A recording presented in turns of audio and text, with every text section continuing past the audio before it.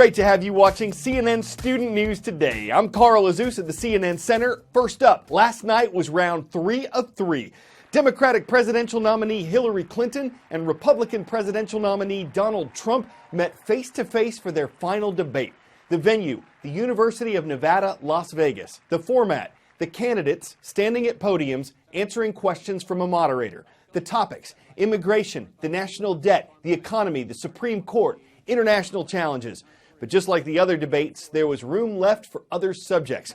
Going into the event, one of the most recent presidential polls conducted by Quinnipiac University on October 17th and 18th showed Clinton had the support of 47% of likely voters, Trump had the support of 40%, Libertarian Party candidate Gary Johnson had 7%, and Green Party candidate Jill Stein had 1%. I feel strongly that the Supreme Court needs to stand on the side of the American people, not on the side of the powerful corporations and the wealthy. For me, that means that we need a Supreme Court that will stand up on behalf of women's rights, on behalf of the rights of the LGBT community. The justices that I am going to appoint, and I've named 20 of them, the justices that I'm going to appoint will be pro-life. They will have a conservative bent. They will be protecting the Second Amendment. They are great scholars in all cases, and they're people of tremendous respect. They will interpret the Constitution the way the founders wanted it interpreted.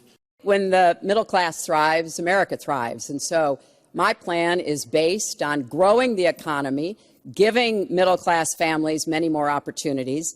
I want us to have the biggest jobs program since World War II, jobs in infrastructure and advanced manufacturing. I think we can compete with high-wage countries, and I believe we should. New jobs in clean energy, not only to fight climate change, which is a serious problem, but to create new opportunities and new businesses. I want us to do more to help small business. That's where 2/3 of the new jobs are going to come from. I want us to raise the national minimum wage because people who live in poverty should not, who work full-time should not still be in poverty. And I sure do want to make sure women get equal pay for the work we do. During President Obama's regime, we've doubled our national debt. We're up to $20 trillion. So my plan, we're going to renegotiate trade deals. We're going to have a lot of free trade. We're going to have free trade, more free trade than we have right now. But we have horrible deals. Our jobs are being taken out by the deal that her husband signed, NAFTA, one of the worst deals ever. Our jobs are being sucked out of our economy. I am going to renegotiate NAFTA. And if I can't make a great deal, then we're going to terminate NAFTA and we're going to create new deals. We are going to cut taxes massively. We're going to cut business taxes massively. They're going to start hiring people. We're going to bring the $2.5 trillion that's offshore back into the country. We are going to start the engine rolling again because right now our country is dying at 1% GDP.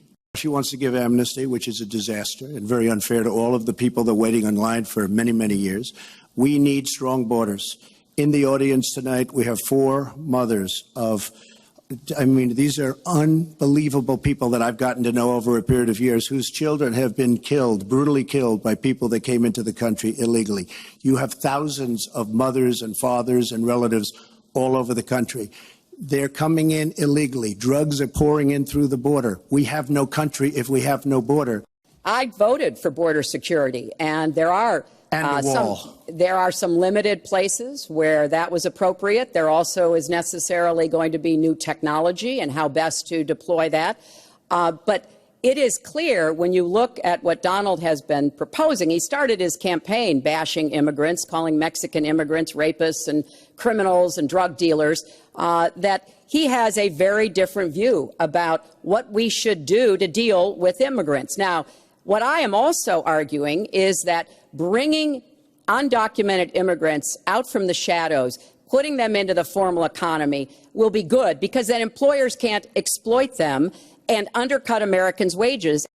Okay, next story. All this week we've covered America's heroin epidemic, a recent and major increase in abuse of and overdoses from the drug.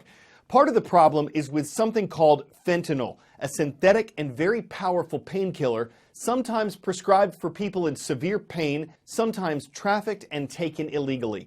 The U.S. is trying to get other countries to help decrease global trade in the chemicals used to make illegal fentanyl. Our last report in this series visits a forensics lab to show you how fentanyl is detected and why it's so dangerous. On the streets of New Hampshire, police are at war, targeting drug dealers and foreign cartels supplying heroin. When contraband is seized, it's tested at the state forensic lab as evidence to prosecute suspects. We are the only forensic lab here in New Hampshire that analyzes evidence for drug content. We're kind of at the forefront of this heroin fentanyl epidemic. I've been working at the lab for over 10 years. I've been working in this section for 8. Over that time, how have you seen heroin cases grow? We've definitely seen an increase in heroin cases. Probably 50% of the cases I get on a daily basis have either heroin or fentanyl. So we're going to select this spoon that has the larger amount of tan residue, and we're going to scrape that material off, weigh it, and then do analysis to try to determine if it's heroin. We typically see what we call corner bags or tied baggies. It's like the corner. The twists. Yeah, and then the other half sort of what we see are what we call fingers. They're wax paper bags that have been filled with powder and then compressed. The rise of heroin is based on supply and demand. To promote business, traffickers are creating a more powerful high. They're mixing heroin with an illegal and much more lethal version of the painkiller fentanyl. Fentanyl is a synthetic opioid. It's 50 to 100 times more potent than heroin. This amount would kill you if you took heroin. That's right. And this, you can barely even see it, but this scant amount, this would be a fatal dose of fentanyl. If we're talking 2 pure samples, yes. When I started in this section 8 years ago, our backlog was somewhere under 1,000 cases. We now have over 3,400 cases backlogged. So we're taking in more than we can actually do in the course of a month. When did you see a shift from pills to actual heroin and then even to fentanyl? Somewhere around 2010, there was a change in the way pharmaceutical opioids were allowed to be prescribed. As people could not get the oxycodone-containing tablets that they were used to, they sort of shifted over to use heroin. And then we saw an increase in fentanyl cases. Fentanyl is easy, quick, and less expensive to manufacture. A basic chemist could do it. With fentanyl, even if you touch it, if it gets in your skin, it can be fatal? Yes. Are you ever worried? I'm always worried. I'm always cautious. If you're a user, could you easily take fentanyl thinking it was heroin? Absolutely. The powders are so similar in consistency and color that with the naked eye, you can't tell them apart. This pattern that I'm seeing is very weakly positive for a fentanyl class compound. Do you know people who've been directly affected by heroin? I do. I think everyone does. I used to think that it would just be the urban areas, as urban as you can get in New Hampshire, but it's not. It's everywhere.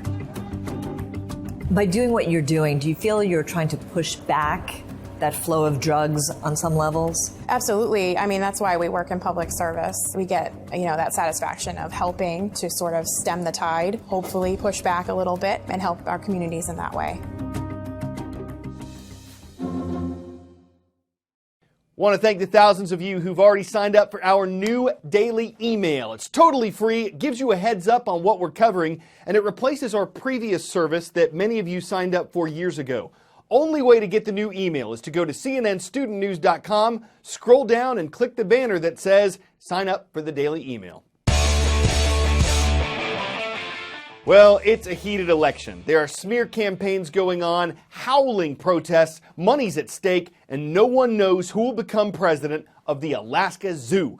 3 animals are on the ballot. The incumbent, Apun the polar bear, the challengers, George the magpie, and Tenali the wolf. The polls show that a leadership change is likely, but whoever wins, the money raised from the race goes right back to the animals. So will the wolf become leader of the pack, or is this race for the birds? They'll have to stay anchoraged on message when they're Alaska'd the tough questions. They can't fleece the voters or leave the nest unprotected. One thing's for sure, the outcome's going to be wild, y'all. For CNN Student News, I'm Carl Azuz.